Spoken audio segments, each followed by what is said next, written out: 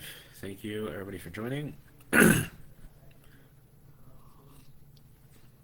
These classes, of course, are available for sponsorship. If you want to sponsor a class, let us know. Send us a message, make a comment. We really appreciate it. Okay, this week's Torah portion is Parsha Kisisa. In the beginning of the Torah portion, talks about the half shekel that the Jewish people gave in that time in the desert, and the mitzvah to give it every single year. So let's go through it a little bit, what this mitzvah is, and then we'll talk about it. So this is Exodus chapter 30.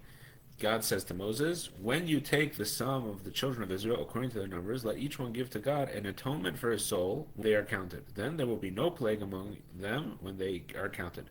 They shall give everyone who goes through the counting half a shekel according to the holy shekel. Okay.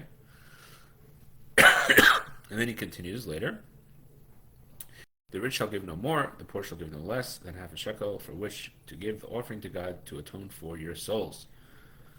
Okay. So the Torah goes on to explain that these half shekels were given and they were put in the temple and they were used to supply the temple with all the offerings. So essentially, when the temple would do the daily offerings, the communal offerings, all those offerings were from this pot, and basically all the Jewish people were being atoned by the communal offerings in the Holy Temple because it was from everyone's money. And this is something that was done, that was started. This process was started in the beginning of the month of Adar, and therefore it is customary to read this Torah portion. Besides that, we reading it now, because this week's Torah portion is Kisisa. We also read it in the week, the Shabbos that precedes the month of Adar, which is this month. So we read this part of this week's Torah portion. We read at the end of 3 weeks ago, I think it was, or 3 or 4 weeks ago, Torah portion. We read it as the maftir, as the ending of the Torah portion. And the idea is that that's how we commemorate this mitzvah. Even though we don't have a holy temple, we're not able to give half a shekel. Nonetheless, we do this mitzvah by reading the Torah. Now, there is another custom associated with this, is that on the day before Purim, is called Tanis Esther. It's a fast day. And on this fast day, it is customary before the mincha prayer, before the afternoon prayer, is to everyone should give a half a shekel per person in the synagogue. And again, it's not the actual mitzvah because we don't have a temple, but in commemoration of that, we give the money. The money goes to the synagogue, and that way, again, similar idea that just like that went to pay for the holy temple's expenses, it goes to our miniature temple's expenses. We pay pays for the synagogue's bills. Okay, so we're gonna talk about now in the laws of Mishnah, in the Maimonides laws of Mishnah Torah, in the laws of Shkalim, chapter 1, halacha 1, Maimonides tells us a very interesting law about the half a shekel, and he says as follows: it is a biblical commandment for every Jew to give a half shekel annually. It may not be divided up and given over several days. Rather, it must be given all at once. So the half a shekel has a special law that it cannot be given over time. Sometimes when you, nowadays it's very popular, you go on Amazon or other online shopping, they'll tell you pay over time, right? You pay in installments. You can't do that with the half a shekel. You got to pay the whole thing at once. And the question is why? And not only why does it have to be paid over once, we don't see this by any other charity. There's no law that you can't pay other charity obligations, you can't pay over time. For example, it is customary to give 10% of your earnings to charity. So if you're giving 10% of your earnings, you don't have to do it all at once at the end of the year, kind of like tax season, right? Where you have to go and make a calculation April 15th and do all the things. No. But there is a obligation to give it all eventually. So you pay it when you have the money. You pay it out. And now, on the contrary, actually, there is a custom. On the contrary, there is a custom um, to give charity specifically in installments.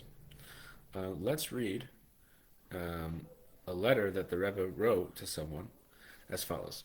Even if one can give a large amount to charity, it is preferable to give smaller amounts more frequently. Every weekday before morning prayers and before afternoon prayers, one should give several coins to charity. And in other places, the Rebbe, we would talk about how before Shabbat candles, people give charity. The Rebbe spoke about people should give little. Again, we're talking about coins. We're not talking about significant amounts. Even for someone who's wealthy and has the means to give a lot of money to charity, besides that, they should give in small amounts, just constantly giving, which is really all about becoming a generous person, becoming a person who gives charity, changing yourself, if you will. And also, it's the idea that you're doing another mitzvah, and there's another mitzvah, and another mitzvah, and you're adding mitzvahs and adding goodness to the world. So not only are you changing yourself, you're also changing the world around you. You're making the world a generous place. So we see, on the contrary, that giving in installments is like you're just constantly doing this good deed again and again and again and again. So why, by the half shekel specifically, you have to give it the whole? And which is also funny. Why? Because the whole mitzvah is to specifically give a half shekel. Now, the half shekel, obviously, it's a whole coin. It's like a 50-cent coin, or half a dollar, if you will. And it's a real coin. It's not like they gave half the coin. But the question is, if the mitzvah is all about wholeness, it's all about, you know, this idea that it can't be in installments, why give a half? Maybe we should give a whole shekel. So to understand this, we have to take we have to take a step back. The question is why were the Jewish people giving this half a shekel, and why? That's one question. We'll answer that soon. But first, why are we? What are we doing? What are we doing in general? We are serving God. And when we serve God, sometimes we get carried away and we think that we're so wonderful and that our service is so great. And we have to recognize that actually all the greatest people who could serve God, it doesn't matter if you're the usher, if you're the, as it says, if you're the rich man or the poor man, you only could give a half. It doesn't matter what your economic status is. It doesn't matter what your, as they say in Yiddish, your yichus, right? Your genealogy, who your grandfather was, who your father was, doesn't matter what your education is. When you serve God, you only could do half. Why? What's the other half? The other half is God. God gave you the ability to serve Hashem. Hashem gives you the ability to serve Him. Hashem, and this is, the Medrash actually records this, and he says, um, as follows: Who praised me before I gave them a soul? Who circumcised for me before I gave them a son? Who erected a safety fence before I gave them a roof? Etc., etc., etc. And basically what the Medrash is saying is that the only way we're able to serve God the whole way we could serve God is with God's half. God has to give us life. He has to give us the blessings that we have and the abilities that we have, and then we could serve God.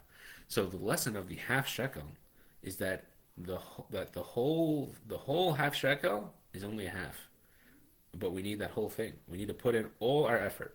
We have to put in everything that we have, which brings us to the next point, which is the Talmud relates, excuse me, that how could it be that Moses had a problem, I should say, Moses had a problem understanding this mitzvah of the half a shekel, which seemingly is a pretty straightforward mitzvah, right? It's a basic communal tax, if you will, to use that word. It's a communal, everybody has to give it, everybody's obligated. So, okay, everybody give a half a shekel. All of a sudden, Moses had a problem. Tefillin, he understood well. Tzitzis, he understood. God didn't have to explain it to him. But by the half shekel, the Talmud says, the Torah says, Zeh yitnu, this is what you shall give. And the Talmud explains that the reason we say this you shall give, because God actually showed Moses a fiery coin in heaven. And Tosfos actually asks, what was the question? It wasn't that Moses didn't understand didn't understand um, what a half a shekel was. It's not that Moses didn't understand how to do this mitzvah, but rather Moses didn't understand the next part of the verse. The verse says that this shall be kofer nafshay, a atonement for your soul. How can money be an atonement? How does that work? So God shows Moses a fiery coin. What does it mean that God showed Moses a fiery coin? Is that when Jewish people, when they are passionate, when they are excited about doing the mitzvah, when they do it and they say, "Yes, I'm doing this mitzvah. I'm doing my whole half." That's the atonement. The atonement is the fire. It's the passion that goes along with the mitzvah. That is what brings atonement. And and again, uh, this is why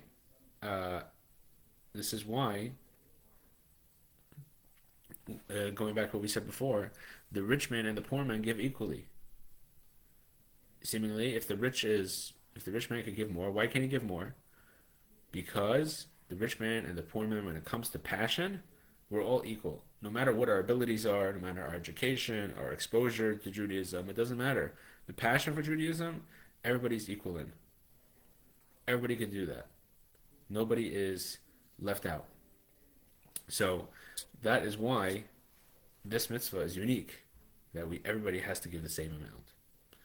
And lastly, there's a last part of this mitzvah that the Medrash records that Moses had one more problem with this mitzvah. Moses said, "How is it possible that this mitzvah will continue after I pass away?" Again, very strange. Of all the mitzvahs that we do, what does this mitzvah have to do with Moses and his passing? If Moses is not here, what? We won't figure out how to collect the tax? Everybody knows April 15th is coming up. People figured out how to give taxes.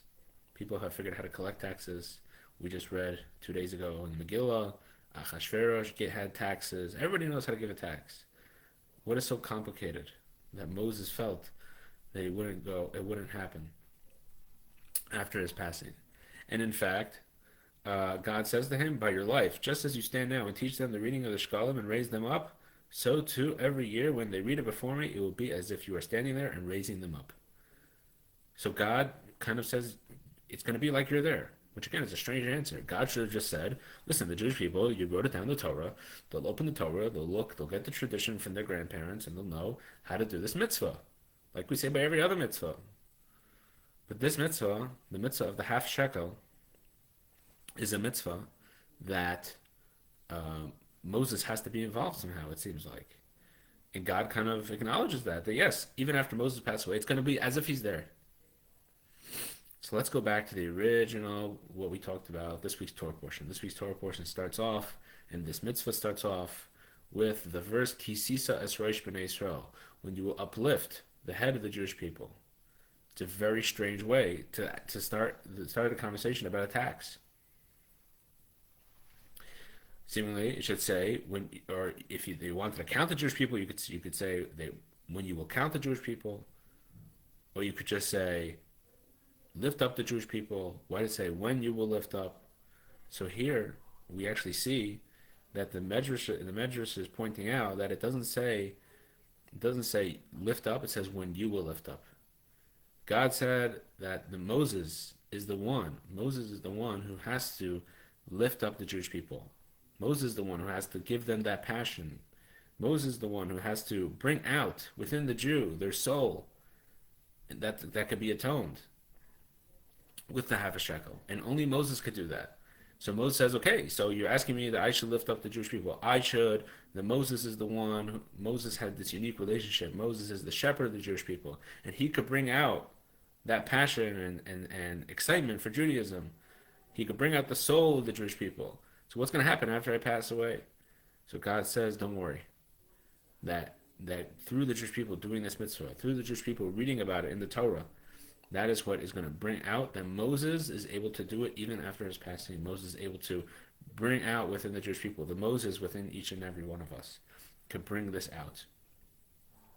There's a story, and we'll conclude with this. There's a story that the third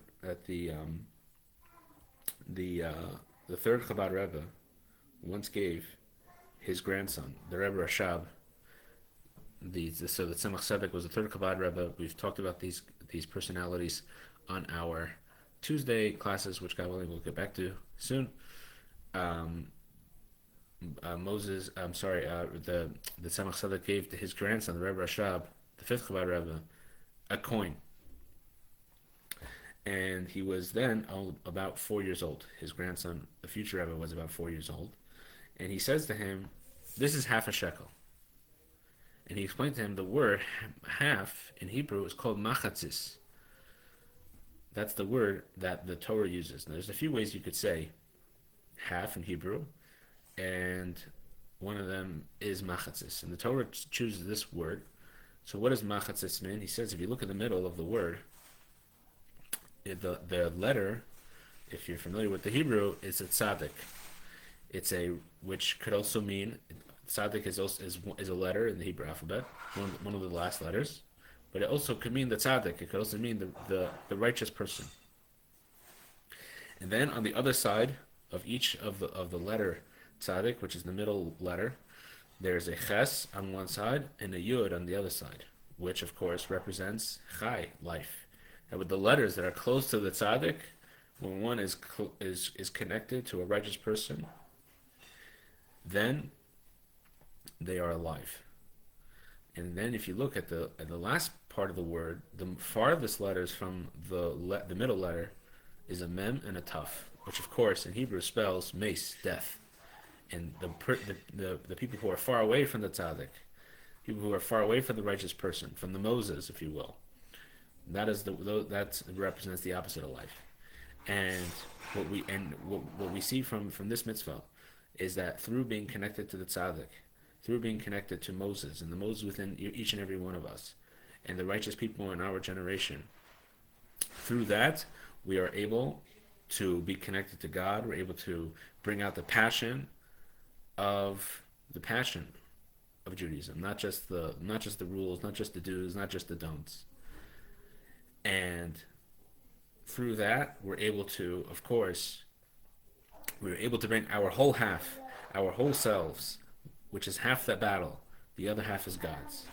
So it's very important that when we do a mitzvah, it's not enough that we just do it like, yeah, this is what I got to do, and do it. Okay, done, move on, next. We have to do it with excitement. We have to be excited. We have to be passionate about Judaism. It's not enough that we just do it by rote. And the way we do that is being connected to the righteous people, being connected to Moses. Thank you very much for joining. Have a good Shabbos, and God willing, we will see you next week.